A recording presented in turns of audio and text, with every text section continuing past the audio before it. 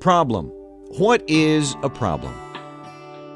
Well, according to Webster, a problem is a difficulty that has to be resolved or dealt with.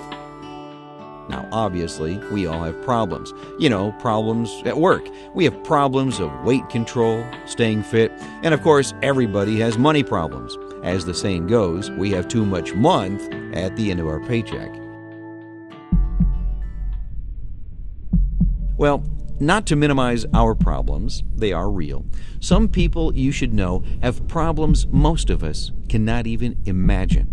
Their lives are so dark and so cold, the scope of their pain is beyond comprehension. This is Carrie. Her stepfather had been raping her for over a year. Diana celebrated her 8th birthday a while back in the hospital in a coma with a broken jaw. And Valerie came home from school one day to find that her mother, a single parent, had committed suicide. Valerie's next home would be her car. Life for young girls should be about designer jeans and shopping, boyfriends, parties, and planning for their future. It should not be about waking up each day trying to find just one reason, any reason to live. So, what is their solution? Webster defines solution as the solving of a problem, finding answers. Can there really be a solution? Can there really be answers to solving these problems?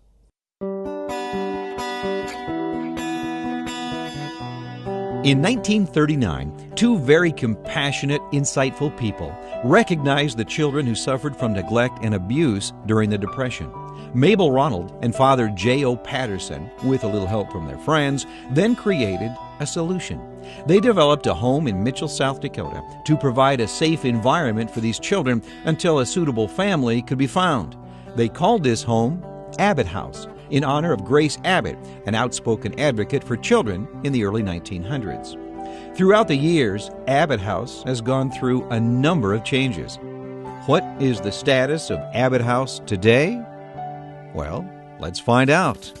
We have a residential program, a therapeutic foster care program, and an independent living program. The main program, the residential program, is located here in Mitchell, and it's a 22,000 square foot building that has many smaller programs within it that serve the kids while they stay with us. We have a therapeutic foster care program with married couples in 3 different homes here in Mitchell, and they take care of the kids once they leave the Abbott House and give them a family to be in until they turn 18. And then the independent living program is 4 apartments where girls can go once they turn 18, so they have an opportunity to transition to adulthood. So many people drive by Sanborn and Havens, and they see this building, this big brick building, and it's always mysterious to them. They've told me what goes on in that place. It's a mysterious place. A mystery? What does go on in that place? Who attends Abbott House, and what do they do there? Abbott House is a psychiatric residential treatment center, and we take girls from all over the state, from all types of agencies and parents, and it's for children who have severe mental illness, children that have been abused and neglected. Some children just have had tough luck. We assess them spiritually, physically, emotionally, and intellectually or academically, and our goal is to design a program that will help them heal in all those areas, because we know if there's one area that they don't heal in, they won't be successful when they leave. When the girls come to Abbott House, many of them have been through possibly years of abuse or years of neglect or years of suffering, and we have 6 to 12 months to work with a young lady, which seems like an awful long time, but when you look at the things that they've been through and what we're trying to accomplish, we don't have a long time to get it done. And so we have a very structured day from the time that they get up until the time they go to bed. So a typical day here at Abbott House for a girl would be they wake up about 6:30. Depending on when they're scheduled to shower, they'll shower either in the morning or in the evening, get ready for school and breakfast, have breakfast in the cafeteria with the group that they live with. They need to make sure that their bedroom is clean and tidy, and then they'll go off to a classroom here or to the public school where they'll go to school for the day. And we go to school even in the summertime here at Abbott House, and that's because kids come to us typically far behind where they should be in school, and we've been very successful at helping them catch up to their grade level, and in fact most girls leave ahead of their grade level. After school, it's snack time, and it's physical time where they get out and play basketball, volleyball.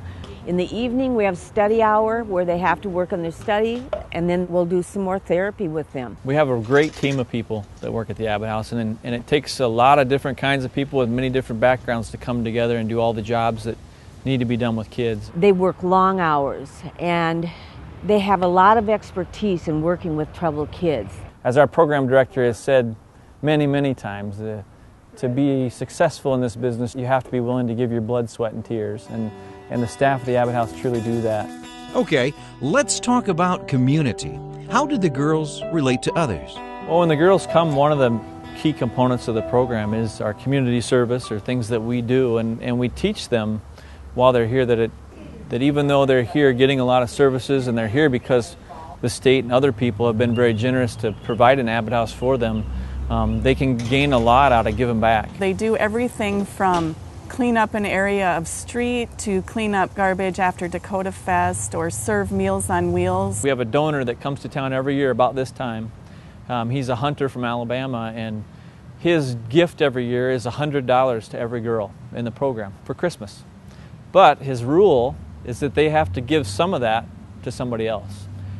Every year we'll have 3 or 4 girls, and they'll give the whole $100 to somebody else, because that women's shelter or that food pantry played a predominant role in their life early on. The community knows that they can call on us, and we have girls to help them. And it's a wonderful experience for our kids.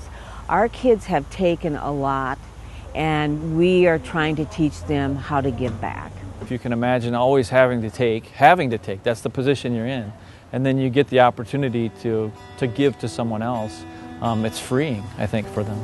Word on the street is the girls are motorcycle mechanics? What's that about? Well, Clockworks, which is owned by Laura Clock and Brian Clock here in Mitchell, came to Abbott House, and really it was Laura Clock, and it was her vision to take this old damaged motorcycle and these young girls and rebuild it. The girls' reaction to it was better than I ever dreamed it would be. You know, I thought, well, they might think it's cool. In the first couple classes of the first bike, they were kind of standing against the wall like, we're going to do what? And I heard a lot of, I don't know how to do that. What if I break something? You know, and I said, you know what? I'm going to walk alongside you every step of the way.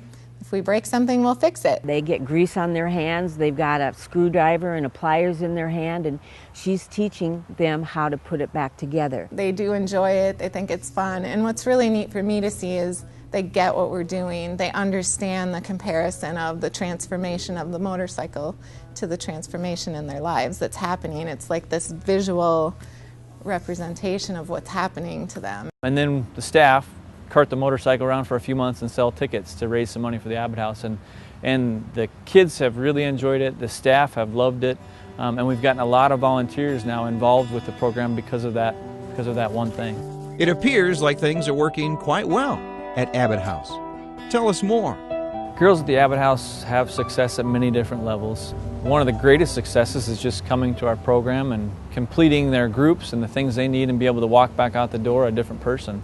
You know, they're doing things from running daycare systems or daycare programs to being attorneys. So they do all sorts of different things. The other day I drive up to Culver's, and I go in the drive-up, and there's one of our little alumni handed me my hamburger and my fries, and for her, that is such a success. We were fearful that she would not make it at all. We take a picture of them when they first come in, and then look at who they've become when they leave, when they walk back out that door. Sometimes the process is a little messy and a little challenging, but when they see the result, they really can see that they have accomplished a lot. When you see a girl walk in that door and when she leaves in a year, Abbott House has done magic. Magic. Okay, that is the mystery at Abbott House. That's what they do there. Anything else we should know? I think the girls, when they first come, would probably say they hate it here.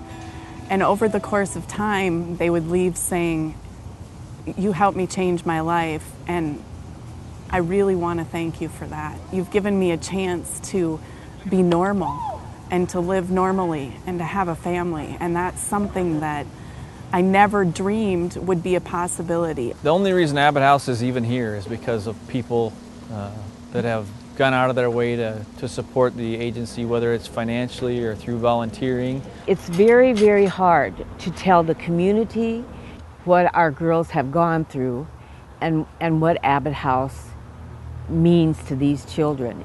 I think that the people who write the check and who give us a gift, whether it's a $50 gift or a $5,000 gift, have no idea of the impact and the power of that gift. They don't see how a child one day can barely read and 2 months later is reading 4th grade level books. They don't see that success and that progression of success like we see it every day. And that's really where the magic happens, is because of their support to help us make it happen. Okay, one last question. With regard to gratitude, how do you thank a community that has given so much? You know, I don't think we could truly thank people enough for what they've done for the Abbott House, for the contributions that they've made. I don't think people really understand what they're doing for the kids. And really the only thing that we could possibly do is do our best with each and every girl that comes to the Abbott House to make sure that she's successful and that she goes back out into the world a changed person.